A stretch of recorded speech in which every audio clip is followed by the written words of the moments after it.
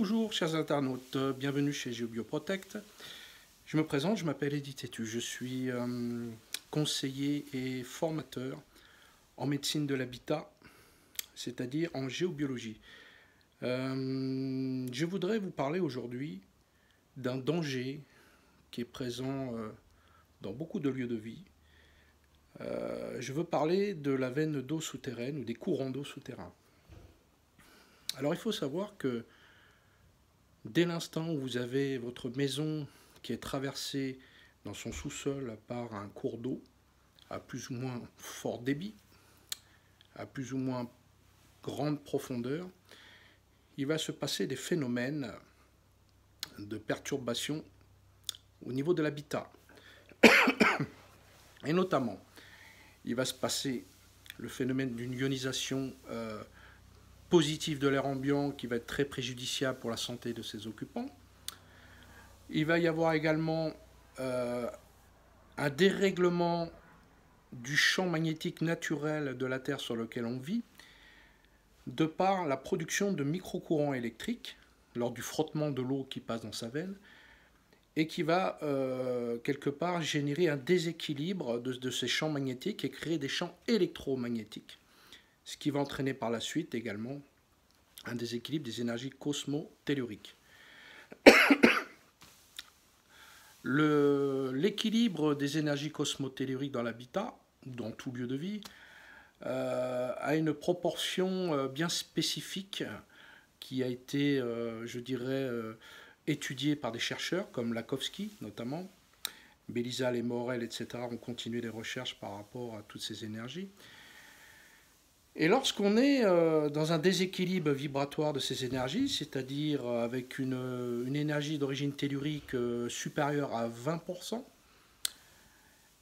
eh bien il va se passer tout un déséquilibre vibratoire très préjudiciable pour la santé des gens qui vivent au-dessus de ces passages d'eau. Bien évidemment, ces passages d'eau vont se cumuler avec le passage de failles, des réseaux Hartmann, Curie et de tout autre réseau.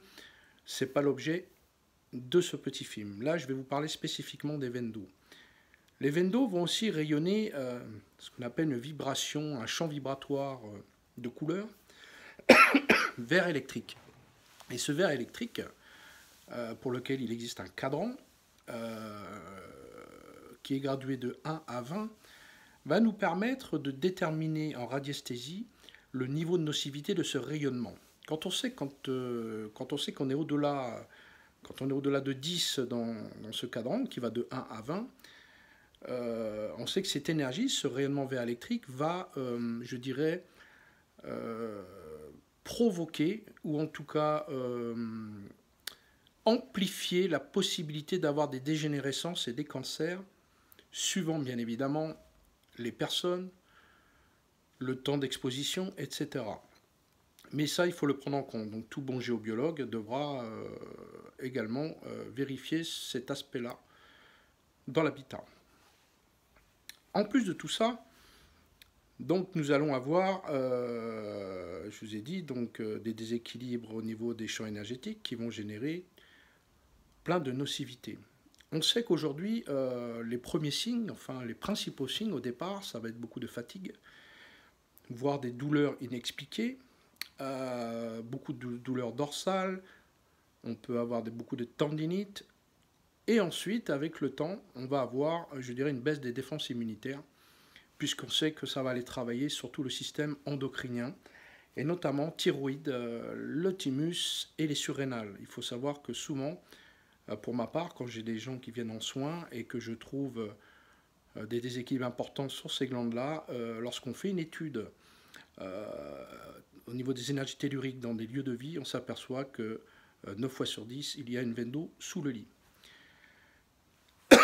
Excusez-moi. Donc, les passages de veines d'eau, bien évidemment, seront beaucoup plus nocifs lorsqu'ils vont passer sur un lit ou sous un bureau. C'est-à-dire là où on va passer du temps régulièrement.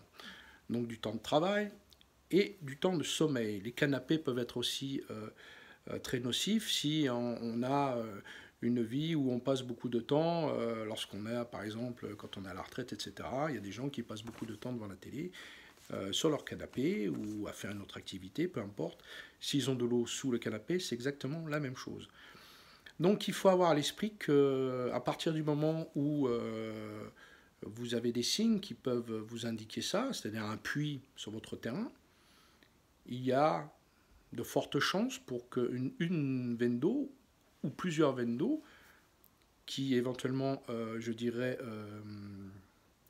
approvisionnent ce puits, passent sous la maison. Donc il est important de demander une étude à un géobiologue qui saura vous apporter conseil par rapport à ça.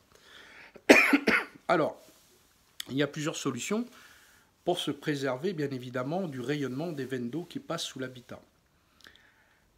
Il y a effectivement des personnes qui vont vous préconiser le déplacement de votre lit en dehors de ces veines d'eau. Bien évidemment, il faudra prendre la précaution aussi de placer ce lit en dehors des réseaux Hartmann, Curie et autres, et des failles. Mais pour ma part, j'ai constaté que ce n'était pas suffisant, parce qu'on va déplacer son lit, ok, la personne va certainement mieux dormir, oui.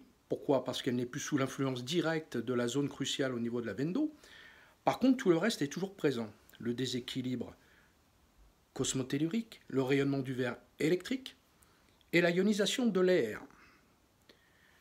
Donc pour ma part, et pour beaucoup de géobiologues qui savent harmoniser un lieu, nous avons des solutions, et notamment la solution de la pierre levée, qu'on va implanter à un endroit précis pour qu'elle puisse justement apporter ces corrections au niveau des énergies cosmotelluriques et surtout couper les effets des veines d'eau. Donc le rayonnement, ça va rétablir le champ magnétique naturel de la Terre, etc., etc. Le rayonnement vert électrique, lui, sera coupé. Donc il n'y a plus aucune nocivité d'origine tellurique lorsqu'on met une pierre levée, lorsque c'est bien fait. Ensuite, il faut savoir qu'on peut aller beaucoup plus loin avec une pierre levée. On va pouvoir, je dirais, émettre une fréquence vibratoire d'une certaine couleur qui aura la capacité de travailler sur des problématiques particulières, sur l'arthrose, sur des problèmes de sommeil, sur des problèmes je dirais, de blocage divers et variés. Mais le but originel de la pierre, c'est vraiment de couper tous ces effets telluriques qui sont préjudiciables pour notre santé. Et à ce moment-là, une fois que la pierre est bien posée, bien orientée, vous pouvez mettre votre lit où vous voulez. Il n'y a plus besoin de le placer, de chercher les endroits en dehors des veines d'eau. Parce que les veines d'eau, de toute façon, ne sont plus nocives, puisqu'on a coupé les effets via la pierre. Donc, ce que je vous conseille par rapport à ce qu'on appelle, je dirais, le rééquilibrage et l'harmonisation des énergies dans un lieu par rapport au tellurique, c'est de faire appel à un géobiologue qui saura justement vous apporter cette solution de pierre levée. Donc il y en a quelques-uns qui sont à la Fédération française de géobiologie, d'autres que j'ai formés moi aussi également, qui ne sont pas forcément tous à la Fédération française de géobiologie.